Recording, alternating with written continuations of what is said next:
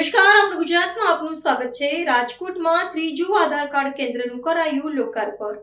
પ્રગતિ plaza ખાતે આધાર સેવા કેન્દ્રનું લોકાર્પણ। નાગરિકોને આધાર સંબંધી સેવાઓના પ્રશ્નોને હલ કરવા આધાર કેન્દ્ર ઉપયોગી। રોજબરોજના ઉપયોગમાં આધાર કાર્ડ જરૂરી છે, ત્યારે આધાર કાર્ડ નવું બનાવવા અને અપડેટ કરાવવા કેન્દ્ર ઉપયોગી બનશે। આધાર સેવા કેન્દ્રનું સાંસદ પરસોત્તમ રૂપાણીએ કર્યું લોકાર્પણ। રાજ્યમાં પ્રકારનું ત્રીજું આધાર કાર્ડ કેન્દ્રનું લોકાર્પણ કરવામાં આવ્યું। આધાર કાર્ડ કેન્દ્રના કર્મચારીઓને ટકોર કરતા કહ્યું, લોકોના કામ કરવા અને ધીરજથી કાર્ય લેવું। આપ સૌને મારા સવારના રામ રામ। આજે રાજકોટ ખાતે આધાર સેવા કેન્દ્રનો પ્રારંભ થઈ રહ્યો છે। એ કેન્દ્રને મારી શુભકામનાઓ પાઠવું છું। નાગરિકોને આધાર સંબંધિત પોતાના પ્રશ્નો હલ કરવા માટે રાજકોટને આંગણે જ આ સુવિધા ઉપલબ્ધ થઈ રહી છે। એને માટે એમને બધા નાગરિકોને શુભકામનાઓ પાઠવું છું।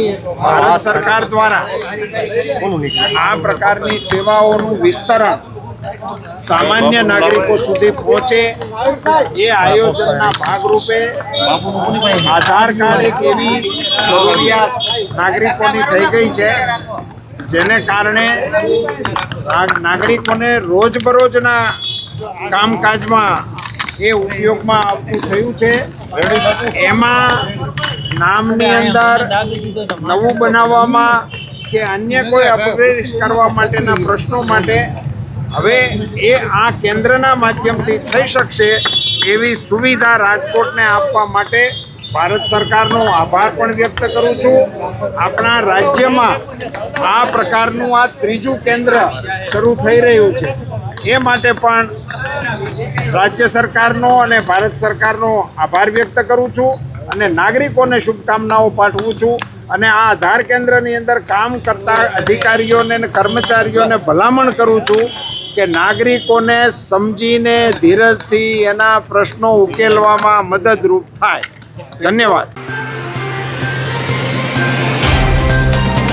तो व्हाट्सएप, ट्विटर, फेसबुक, इंस्टा जहाँ भी आपका अकाउंट है, इसे शेयर बटन के द्वारा वहाँ पर शेयर करें।